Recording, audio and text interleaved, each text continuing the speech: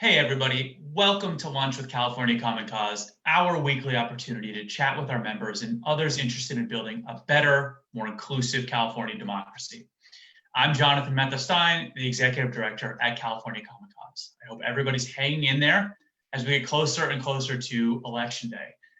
Vote-by-mail ballots will be mailed to California voters on October 5th, which means that they should be in your mailbox shortly thereafter. We're getting really close to actual voting. What can you do to prepare? I'm going to share with you a number of things that you can take a number of steps you can take now to prepare yourself for voting. Most of these steps you can accomplish at one website, vote.ca.gov. Okay, step one, register to vote. It takes 5 minutes to do it online. Already done that? Check your voter registration status. Make sure that you're registered at the right address. Choose your language preference. A lot of people have their voter registration changed in one way or another because of interactions with the DMV or other processes in election administration. Just go make sure your voter registration is accurate. Already done that? Sign up for Ballot Tracks. Ballot Tracks is a new system in California that allows you to get text or email updates about the status of your vote-by-mail ballot when it's on its way to you, and then when it's on its way back from you to the elections office, and as it's getting counted at that elections office. Already signed up for Ballot Tracks? Make a plan to vote. You can vote your vote-by-mail ballot in 3 ways. You can mail it back, you can drop it off at a ballot drop box operated by your county elections office, or you could drop it off at any vote site. Which are you going to use? When are you going to vote? These are things that you need to plan in advance. Don't want to use that vote-by-mail ballot? Prefer to vote in person? Need to vote in person because there's accessibility advantages to voting in person? I get that. Okay. Different counties are going to be doing in-person voting differently in terms of vote location flexibility and early voting. What do I mean by that? Well, some counties are going to run something called vote centers that allow you to go to any site in the county and get the ballot that is specific to you. You have location flexibility. You can vote at the vote center nearest your home, nearest the grocery store, nearest your kid's daycare, if kids are going to daycare. I don't know. Or your county might not offer location flexibility. You might have a specific location where you have to vote. And that location might be the same location you voted at in the past, or it might be a different location because your polling place from years past has been consolidated into a larger location somewhere further away that allows for social distancing, okay? You want to know the details. The other way that counties will differ with respect to in-person voting is that most counties are gonna offer early voting. And they're going to offer it at basically all of their voting sites, Saturday, Sunday, Monday, and then, of course, Tuesday on Election Day. But other counties will only have early voting at some very limited number of sites, or maybe just at the county elections office. You need to know the details. That's why I'm saying make a plan to vote. Even if you voted and you found voting to be relatively straightforward and relatively easy for years, first of all, congratulations. That's not true for all Californians. But anyway, you need to make a plan to vote in 2020 because of all the things that might be different. Now, have you done all of that? You've registered to vote, you've checked your voter registration status, you've signed up for Ballot Tracks, you've made your plan to vote. Now go help family, friends, and other community members through the exact same steps. Make sure they're registered at their most current address if they've been displaced or relocated because of the pandemic or because of fires. Publicize the availability of Ballot Tracks. Help people understand how voting will happen specifically to your in your county, and help them make their plan to vote. Now, if you want to go further than all of that, and you want to help protect the vote of others, we have opportunities for you. Go to protectthevote.net, and you can sign up for 3 opportunities to protect voters. Again, protectthevote.net. What are those 3 opportunities? The first is in-person poll monitoring, where you'll go to actual voting sites on Election Day or in the early vote period to make sure that voters aren't encountering problems and to help voters resolve any issues. Second, you can sign up for what we call social media monitoring. You can monitor social media channels to identify voters who are having issues, and you can help them resolve those issues. Or you can monitor for disinformation and misinformation, reporting it up to the proper authorities. And third, you can text bank. Common Cause has a massive text banking program in which we're reaching out to voters across the country in order to provide good, reliable information about how to vote. It's not advocating for ballot propositions. It's not advocating for a political candidate. It's not advocating for a political party. It's just providing good, reliable, solid information about how people can cast their ballots. Okay, one more time. For those volunteer opportunities, you can go to protectthevote.net. Today, for the bulk of our time, we're going to be talking not about the process of casting your ballot. We're going to talk about folks who can't vote and the fight to expand the franchise. Proposition 17 is a ballot initiative on the November 2020 ballot in California that would grant voting rights to Californians who have completed a term in state prison and have returned to their community. Currently, those Californians do not have the right to vote while they're still on parole. Prop 17 would change that. California Common Cause is officially in support of Prop 17. To discuss Prop 17 in depth and to talk about the issue of felony disenfranchisement more broadly, we're joined today by two great guests. Brittany Stonecipher is a voting rights attorney at the ACLU of California. Prior to the ACLU, Brittany spent 5 years as a staff attorney with Legal Services for Prisoners with Children. Brittany has spent much of her legal career working to change laws that block Californians with criminal convictions from voting. Hi, Brittany. Thanks for joining us. Thank you so much for having me. Our second guest is John Windham, CEO of a nonprofit organization called We All We Got that provides transitional housing for returning citizens. Since returning home from prison himself after 30 years, John is a motivational speaker and a consultant with Uncommon Law and a community leader and activist with Initiate Justice. He works to assist people who are released from prison and links people to employment opportunities. John also uses his story to coach and mentor youth and young adults in his community. John, thank you for being here.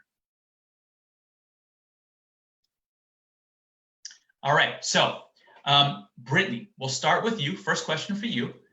Can you share what the state of the law is in California with respect to the voting rights after incarceration? And where does California fall among other states in terms of making the vote accessible for people after they serve time? Absolutely. Yeah. So thank you so much again to you and to Common Cause for inviting us to speak on the program. And thank you so much for asking about California's role in basically what's a patchwork of felony disenfranchisement. To understand California's law regarding voting rights for people with convictions, it's helpful to provide a bit of context. So unfortunately, California disenfranchisement, felony disenfranchisement is as old as the state itself. During the second half of the 1800s, and especially after the Civil War and the passage of the 14th and 15th Amendments, many states rushed to find a way to quash the political power of Black and Brown Americans. And they used felony disenfranchisement coupled with the intense over-policing of communities of color as one of the tools to do that during the Jim Crow era. And again, California is no exception to this. We actually wrote felony disenfranchisement into the state's first constitution in 1849. Since then, we've amended the state constitution in the 1970s, which is how we ended up with the language that we have today and that Prop 17 seeks to change. So currently in California, people are prohibited from voting while they're imprisoned or on parole for the conviction of a felony. And what that means is that they cannot vote while they're in state or federal prison or for a period of time after they've been released from state prison and finished their prison terms, which is super confusing because people are allowed to vote in California if they're serving a county jail sentence, if they're on any other form of community supervision. So if they've just left federal prison and they're on federal supervised release, or if they're on post-release community supervision or anything that's not parole, they're allowed to vote. So this creates a lot of confusion and causes many people who actually do have the right to vote to be confused and to think that they cannot participate in the democratic process. So it results in de facto disenfranchisement of thousands of people. And where we fit into the rest of the country, we're actually behind on this. We like to think of California as a leader on voting rights and on progressive, inclusive causes. But actually, there are 17 states that automatically restore voting rights upon release from prison. And there are 2 states and the District of Columbia that have no disenfranchisement at all. So there are actually 19 states plus DC that are ahead of us on this. Got it. John, you've lived this. Just before we came on today, you were talking about all these ballot propositions that are so important to you and to your community, and yet you can't vote on any of them because you're on parole. How does it feel to know that there's so many things on the November ballot that impact your life that you don't have a say on? I feel less than.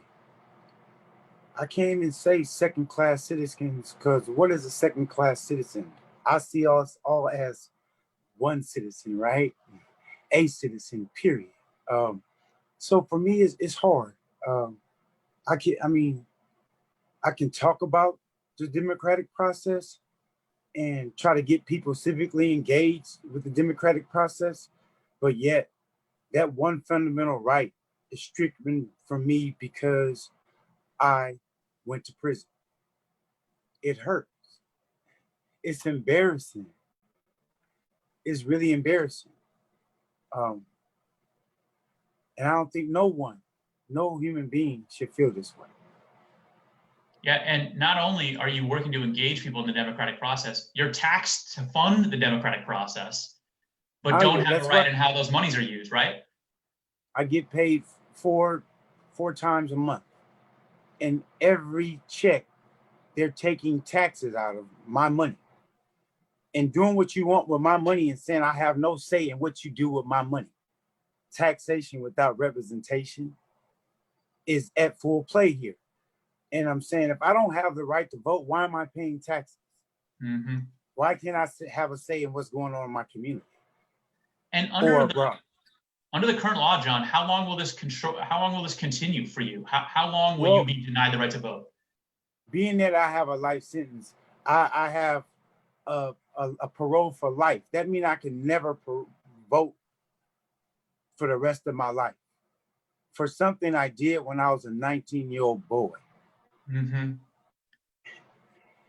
So what that means is you've never had the right to vote. You entered prison, if I'm not mistaken, John, prior to turning 21, right? And that means you've never cast a vote?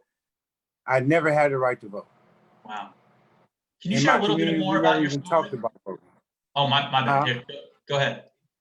I was saying in my community, we never even talked about voting. Mm-hmm. I didn't learn and understand the voting process until I went to prison and watched it on TV for 30 years. For 30 years, that was my NFL, my NBA, and everything else was politics. That's what I watched on TV. And to want to be a part of that and to come home to find that I can't, it broke my heart. It broke my heart. And that's why I'm here today. Right. John, you were mentioning, we talked earlier about how you were trying to get people engaged and educated while inside. And you were trying to essentially do civic engagement work while still in prison.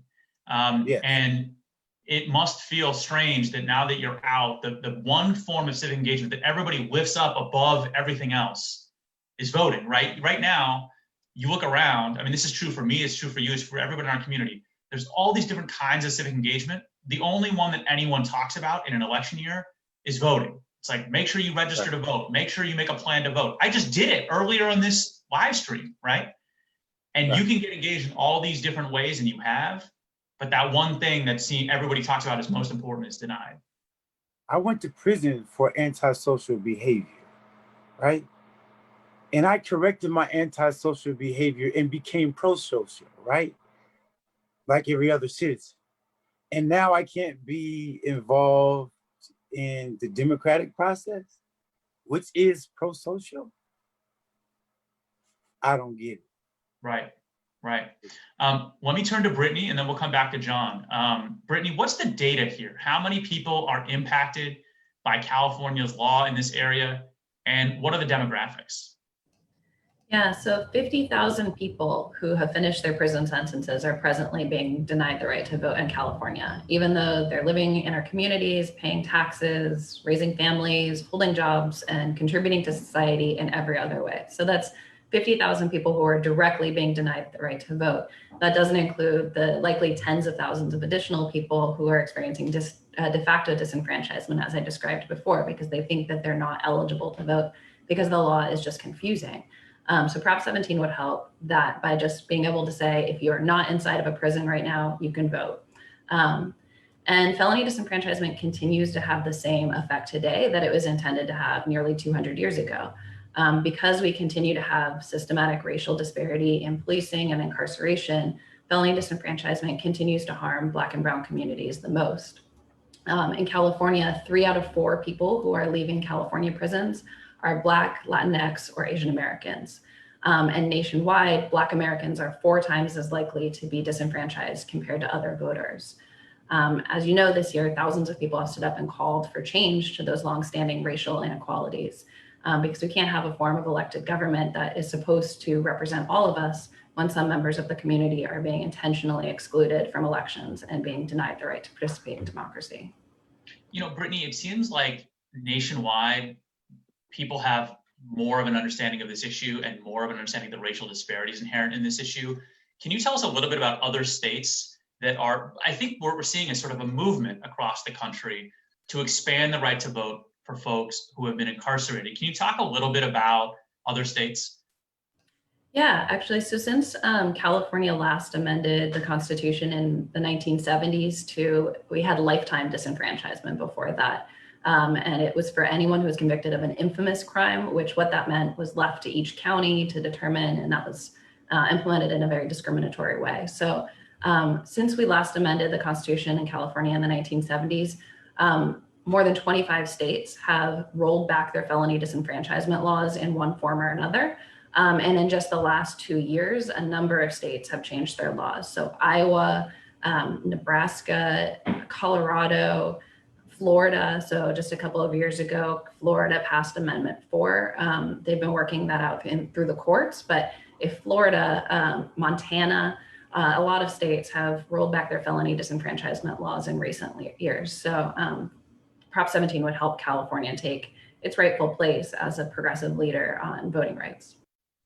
So, John, for California, that would happen through the vehicle of Prop 17, which would give folks the right to vote back as soon as they leave state prison, instead of when they complete their term on parole. What are the reasons you would give the folks watching for why they should vote for Prop 17? Well, we talk about public safety. The reason why I went to prison is because I wasn't civically engaged and had no stake or value in my mind's eye of anything in my community that wasn't my community. But the way it would change that perspective for not only for myself, but for 50,000 other men and women, and those in our community as well, because that will make our community safer because we're civically engaged. And when you engaged and active in something, you tend to care about it. So when we have the right to vote, we become civically engaged, our community becomes civically engaged, and we all become safer because of it. Right. And Brittany, what does the data say about this? I mean, this question of recidivism and the public safety angle, I think there's lots of research on this subject, right? Absolutely, yeah. So research has consistently shown differences between voters and non-voters in rates of rearrest and reincarceration, as John is saying.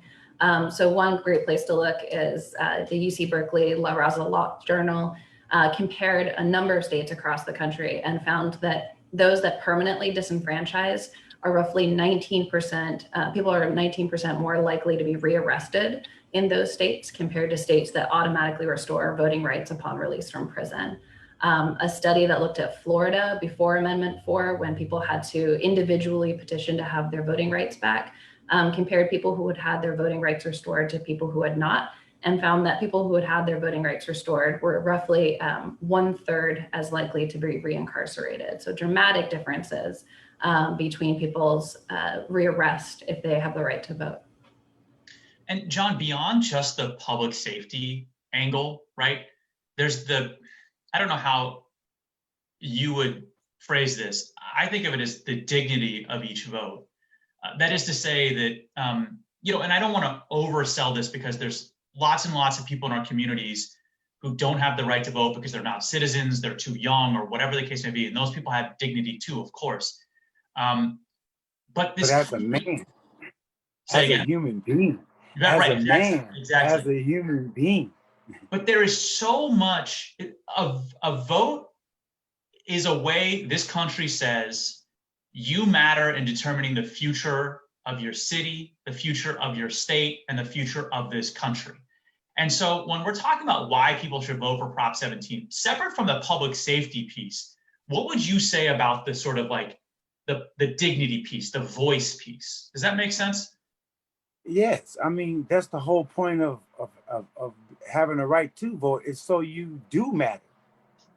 So you do have a voice. If I don't have a voice, what does anything matter to me? I'm not a part of anything.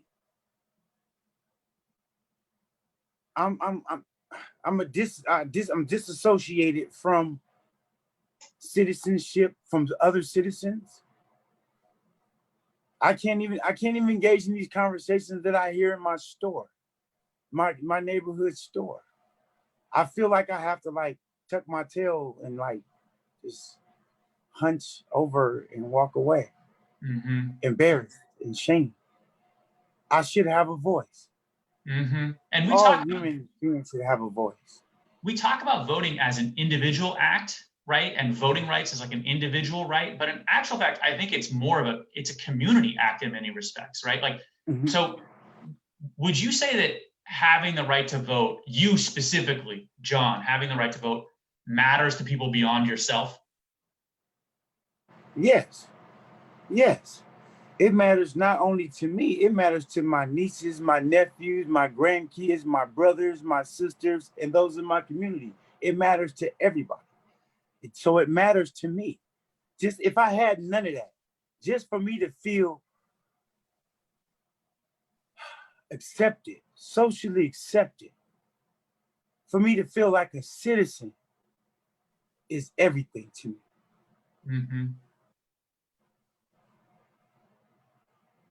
Yeah, so let's talk to Brittany. Let me just ask you, what does the campaign look like? This is an issue that I think a lot of progressive Californians got very excited when they saw Proposition 4 in Florida and the incredible leadership of Desmond Meade. And if you don't know who Desmond Meade is, please, folks, do some Googling. And I think a lot of Californians didn't realize we have plenty of work to do on this front. Not that we were behind Florida. Florida was pretty bad before Amendment 4, but now Florida's ahead of us.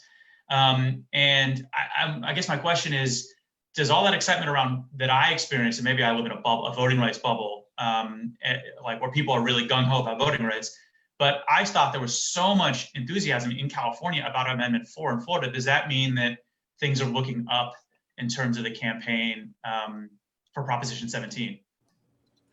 Yeah, things are looking really positive right now. I think that there's a lot of energy. We have a really diverse campaign in terms of, we have large civil rights organizations like my own at ACLU. We have a number of grassroots organizations, and we're really centering the leadership of people who have lived experience with this, who have either been incarcerated themselves or who have family members who have been incarcerated. Because as for all the reasons that John is explaining, this is the central point here, is that our democracy works best when it's fair and inclusive. So again, we're feeling positive about the campaign. I think a lot of people in California, as you're pointing out, just didn't realize that this was a problem.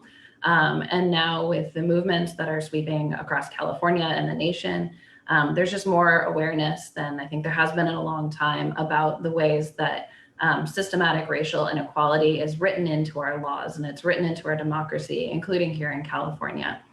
So I think there's a new awareness, and people are seeing how Prop 17 fits into that context, and how Prop 17 is a way to move California forward in terms of undoing part of our racial suppression legacy.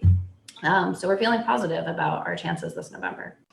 And Brittany, is there well-funded, organized opposition? What does the campaign landscape look like? There hasn't been a whole lot of opposition. Unfortunately, the opposition that we have gotten is from an organization called the Election Integrity Project in particular. They tend to come out in opposition to any kind of election reform in California. Anything that'll bring more people into the electorate, they're opposed to. But otherwise, we have a lot more people supporting us than we do in opposition to us. I'll make a quick plug here. If you check out our website at yeson17.vote, you can endorse the campaign, and you can also see all the organizations, public officials who have endorsed the campaign as well, including Governor Newsom, the California Secretary of State, and many others. John, tell me about your role on the campaign. You've got a lot going on. You mentioned you're the CEO of your own nonprofit, so you've got plenty of things that you're doing to sort of engage with community and to serve. but you're taking time out of all that work to advocate on behalf of Prop 17. What does your role look like? Well, I am the story. I am the I don't say victim. I am the individual that is suffering from this law, this unjust law, right? But yet it doesn't stop me from still being civically engaged. Whether they pass this or not, I know who I am, and I know what I believe in. I believe in the people. I believe the people just wasn't aware that this was a law. That's what I believe. I don't believe the people wanted to take my right to vote, not these people today in 2020, right? So I'm hopeful. And I believe, like I said, in the people, man. I have to. Right. Well, keep on telling your story. I have to. Yeah. Huh? Yeah. I said, keep on telling your story. Yeah. I mean, I spent 30 years of my life in prison. From 19 to 49 years of age, I was in prison for a crime that I'll be going back for resentencing next month. And not told I'm sorry, but I'm sorry you did the 30 years. We're going to resentence you to the 2 years we should have sent you to 30 years ago.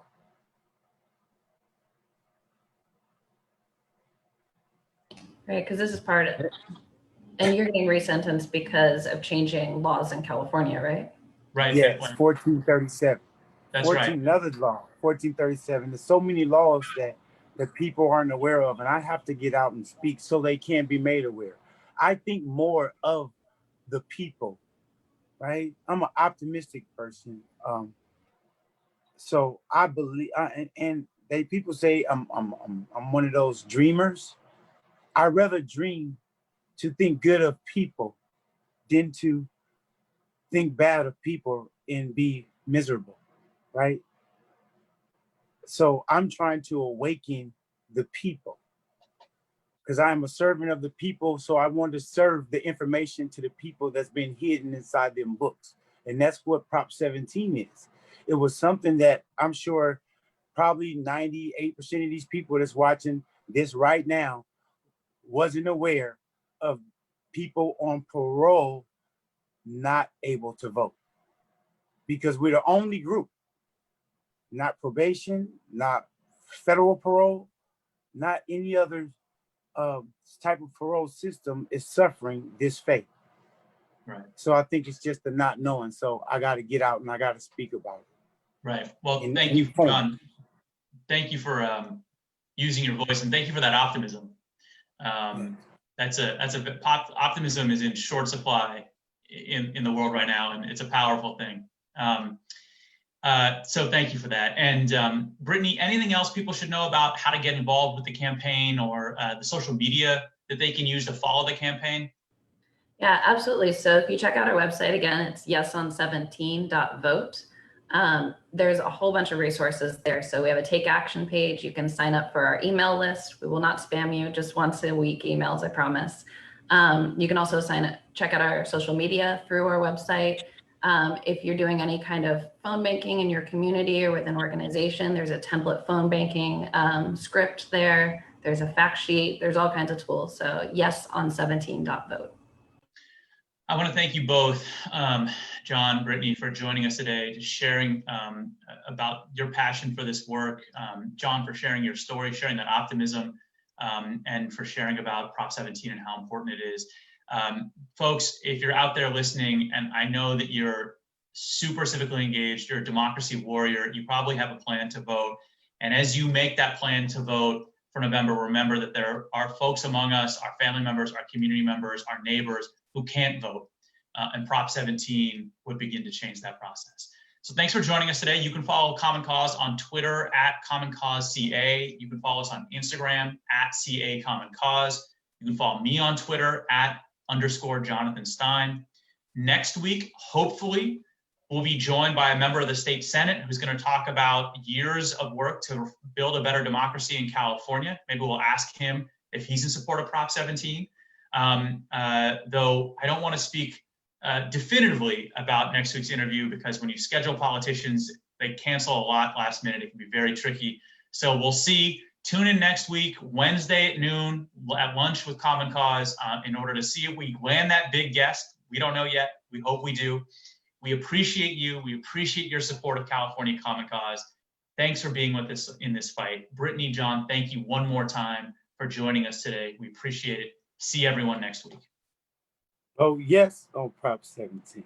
Restore the hope by restoring the vote.